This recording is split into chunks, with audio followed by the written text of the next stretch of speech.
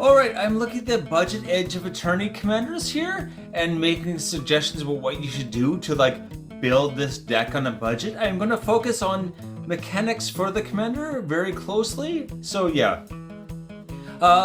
This set has put an unusual spin on commanders. There's a lot of maybe would-be very standard commanders in this list, but their color identity is way off. So we've got a food commander that doesn't have green. He's a Boros instead, and we've got a Wooburg artifact creature, colorless artifact creature commander, just really weird stuff. We have some of our standard ones too. We've got a Gruul landfall and blue artifact creature as well, and even an Orzhov flicker one to be really weird. So yeah, it opens up a lot of options that you wouldn't have had before.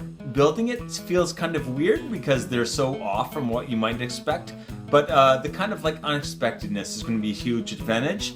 And yeah, so one last thing I want to point out is that there's one commander I treated as an actual flicker commander, but most of these would be very good with flicker. So yeah, I guess 3 out of 5 of these would be really good with flicker, but yeah, not necessarily the focus of the deck. Anywho, let's check them out. And before I totally forget, please do hit like and subscribe. Apparently over 90% of my viewers are not subscribed. That actually is a lot worse than a few months ago. It was 80% and I thought it was getting better. It ain't. Alright, so please do hit subscribe. Anyway, alright. Get to it, right? Number 5, here we go. Infinite Guideline Station. This is a Wooburg, so white, blue, black, red, green, and it comes in as a 715. Again, this is a spacecraft, so you can tap your permanents to just keep giving it more and more of these counters, and when it gets 12 or more, it has flying, and whenever it attacks, you get to draw a card for every multicolored permanent you control. That is... yeah, multicolored permanent. Permanent is very different than creature, right? Creatures and enchantments and artifacts and whatever else you have sticking around the battlefield is gonna all set these off. Oh boy. Anyway, it is in 1,356 decks, actually quite a bit for how new it is.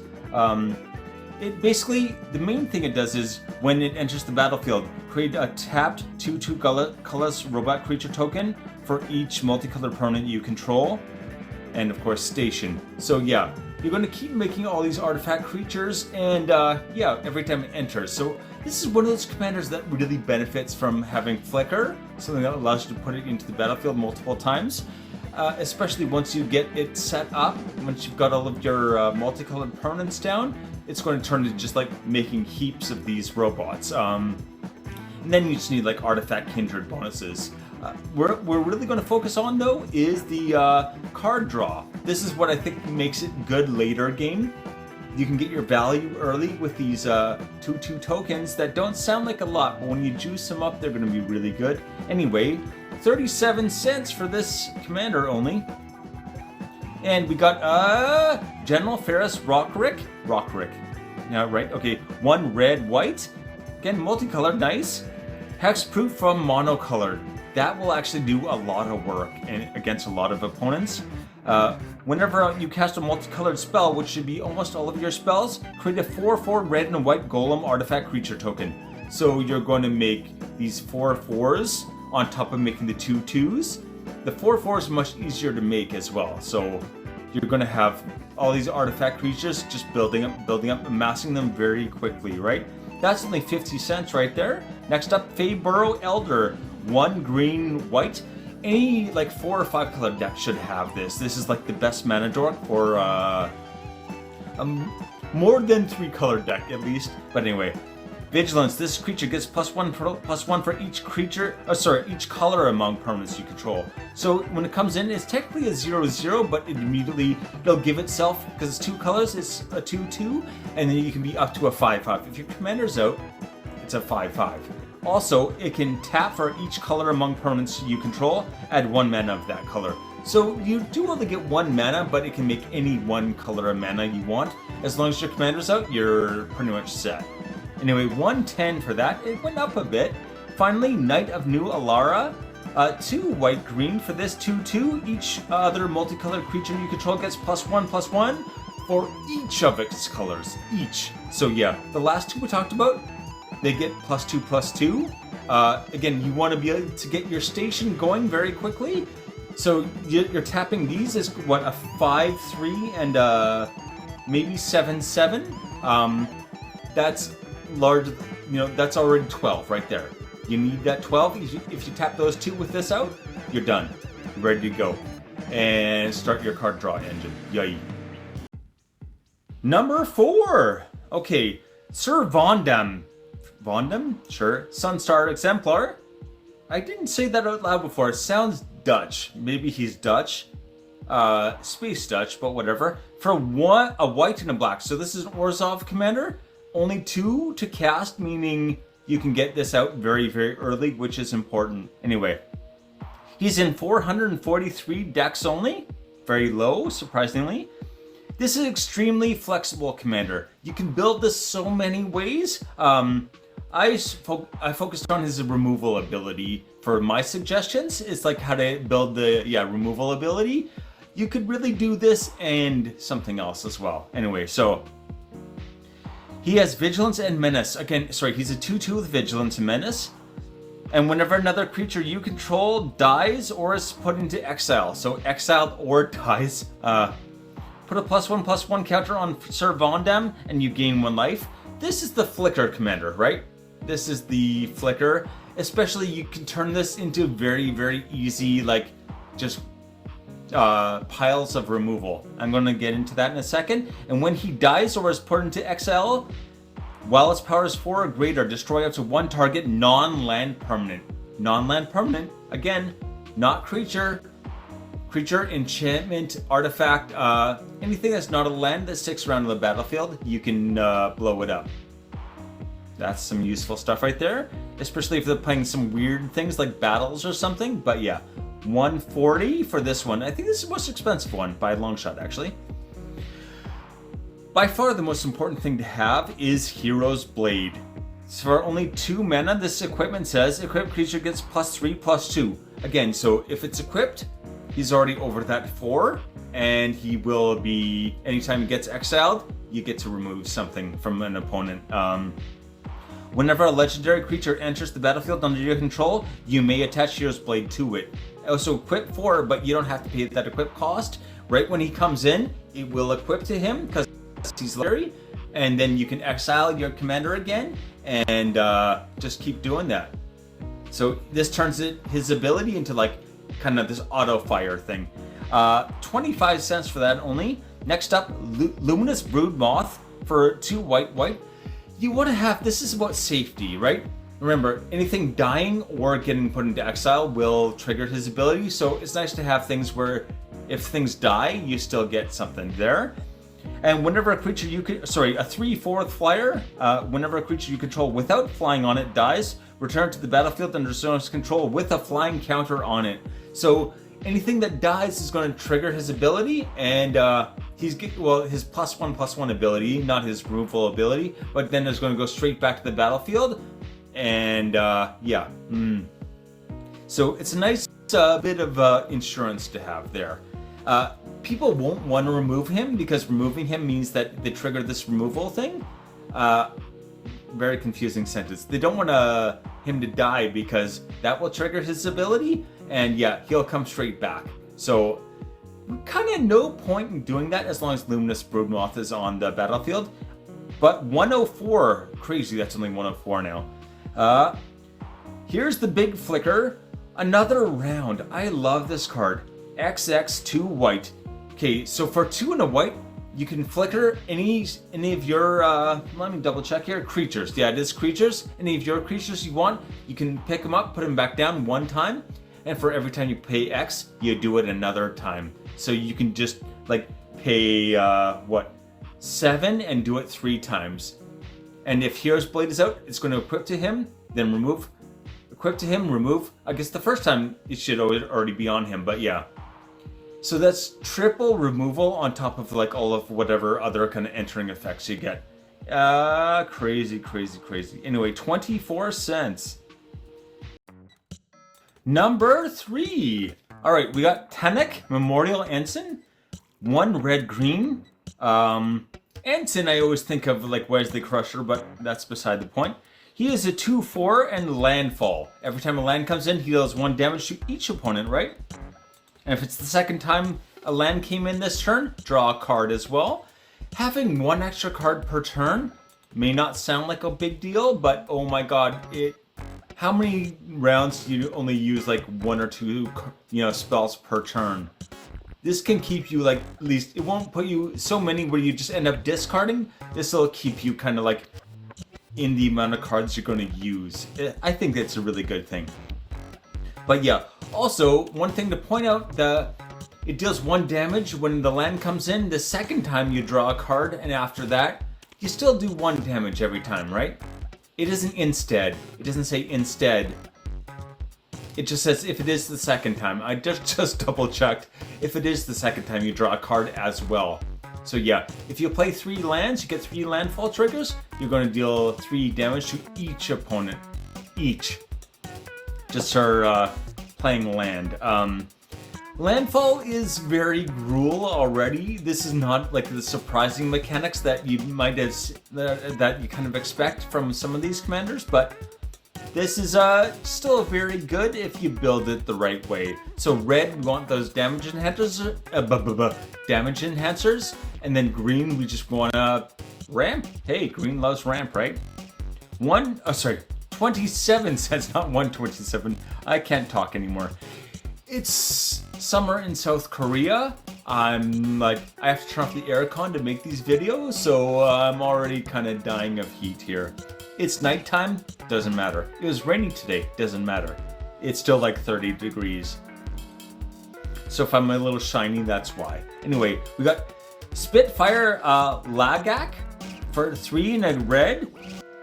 He's a 3/4, but whenever a land enters, 1 damage to each opponent. Basically the same thing your commander already does, but getting 2 instead of 1 will really, obviously, it's double the effect right there. 17 cents only.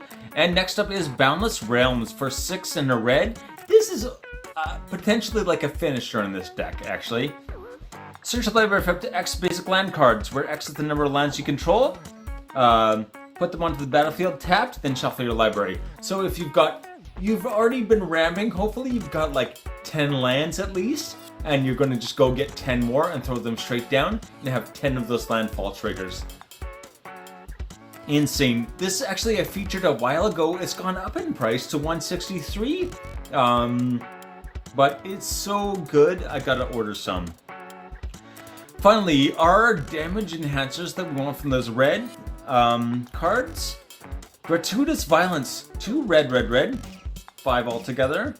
If a creature you control would deal damage to a permanent or player, it deals double that damage instead. So every time, especially if you've got 2, Laglak and your commander, Tanek, doing 2 damage every time a land comes in, you're gonna make it 4, and play Boundless Realms.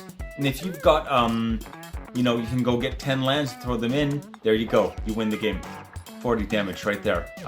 77 cents only. Okay, number 2. We got Memnon, the right hand. There's 3 M's. I don't know how to say it. M apostrophe M. Anyway, okay. 3 blue for this 3/4 flyer. You may look at the top card of your library at any time. You may play play artifacts from the top of your deck. And all artifacts you control have tap to add a blue mana. Spend this only to cast spells from somewhere other than your hand, like the top of your deck maybe. Anyway, he's only in 997 decks. He's only got less than 1,000 decks to his name, surprisingly. I think this is a really amazing commander. Blue artifact commander. Not breaking the mold, right? You're like, yeah, I've seen this before. But still a really good option. Turning all your artifacts into mana rocks as well means that you can do like clues with him and just turn it into like a very easy way to just keep, using those clues as like mana rocks and casting from the top of your deck over and over and over. But what I'm going to focus on is using Scry. Scry means you get to look at the top of your deck at any time, and if it's not an artifact, you're just going to scry 2, and you're going to find an artifact and put whatever else to the bottom, right? So you're just always going to be able to make sure that artifact is on top of your deck, and it's going to be like whatever you need when you need it kind of thing. Anyway, only 53 cents for him right now. Ooh, he's a jellyfish though. Jellyfish Advisor is more useful. Jellyfish, I actually meant to check how many jellyfish there are. I think not many. Anyway, we've got artifact, unsurprisingly, Kappa Cannoneer for 5 and a blue. He has Improvise, so again, your artifacts can help cast the spell. Basically what he can already do, but you can do it from your hand with this as well. So you can potentially cast him for 1 mana, and he'll be a 4/4 with Ward 4. Whenever this creature or another artifact you control enters, put a +1/+1 counter on this creature, and it can't be blocked. So, whoa. Especially that clue thing I was talking about. Very easy to make these piles of clues. And yeah, with Kappa, it's going to turn into just like this massive unblockable threat. 40 cents for him only. He used to be like a $5+ card. I don't know what happened. Netherese Puzzle Ward for 3 and a blue. Focus Beam at the beginning of your upkeep. Roll a d4, scry X, where X is the result. So every upkeep, you're just going to get to scry automatically. Really useful ability. Perfect Illumination. Whenever you roll die's highest natural result, draw a card. So it's a 25% chance you're going to get to draw an extra card. Hey, not bad. If you have more dice rolling in the deck, you can maybe make better use of this. Anyway, 95 cents. Here's the big one though. Temporal Anchor. 3 blue, blue, blue. 6 altogether, but remember, if it's on top of your deck, you can just tap 6 artifacts and throw it straight into the battlefield. Like, whoa. Legendary Artifact. At the beginning of your upkeep, scry 2. So every turn, you're just going to start out, you know, yeah, untap, scry 2, draw. Every single turn. Wow. Anyway, yeah. Whenever you choose 1 or more cards at the bottom of your library while scrying, or sorry, when you choose to put them on the bottom of your library while scrying, exile that many cards in the bottom of your library. During your turn, you may play the cards exiled with Temporal Anchor. Not too bad. Again, yeah, it says during your turn, right? It doesn't have to be that turn, right? It doesn't have to be the same turn.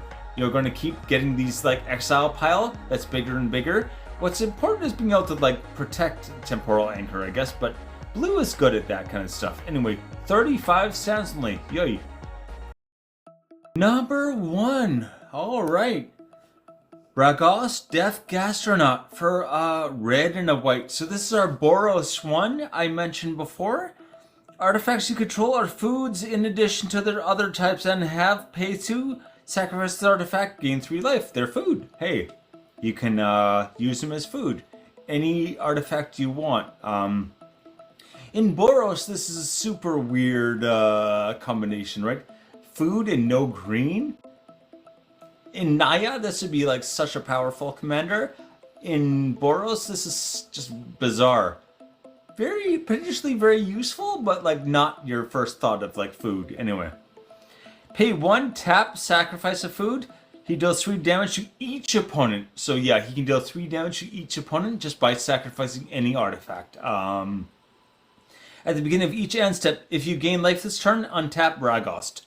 So yeah, if you gain any life at all, you can untap him and do it again. So you can do 6 damage to each opponent per turn. In Commander, that would be what? 18 damage per turn, just automatically. Like out of 40. Yeah, that adds up very, very, very quickly. Anyway, he's only 61 cents. I'm getting ahead of myself though. He's in 2,525 decks, so much more used. The question really is like, how do you use this in a Boros? So are you going to do like an equipment thing? Do you really want to sacrifice equipment? Probably not, but doing it like a token, I think for me, I would go token.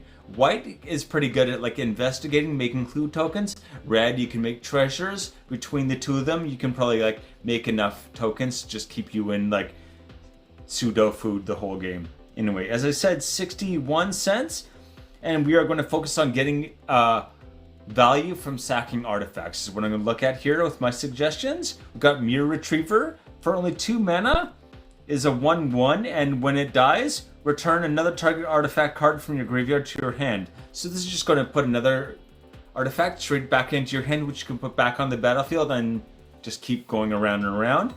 $1.50. This went way up. One that went way down though, Crime Novelist for 2 and a red. Whenever you sacrifice an artifact, put a +1/+1 counter on him. So he starts as a 1/3, going to get big fast, especially in this deck, and add a red mana. So every time you're like sacrificing any artifact to deal 3 damage, you're going to put a +1/+1 counter and basically use it as a treasure as well. Like, red is not the color you want in this. Well, you don't mind red, I guess, but yeah. Red or white would be better. Anyway, 54 cents only. And speaking of sacrifice, we got Sir Ginger, the Meal Ender, for 2 again. So he is a 3/1 and has trample and hexproof as long as an opponent controls a planeswalker. That's a more haphazard one, but whenever another artifact you control is put into a graveyard from the battlefield, put a +1/+1 counter on him, just like the Crime Novelist. And Scry 1. Scry 1, especially when you keep doing it, just is very, very powerful. And for 3, tap and sack, you may gain life equal to its power. So if you want to make sure you're gaining life, this is like not what you want to do, but it is, it's there. It's an option. And 56 cents only. Yee. The list. We've got Infinite Guideline Station for 37 cents. Sir Vondam Sunstar Exemplar for 140. Tunnock Memorial Ensign for 127. Memnon the Right Hand for 53 cents. And Ragost Deft Gastronaut 61 cents. I keep wanting to call him Ragrost. I don't know why, but anyway, take it easy.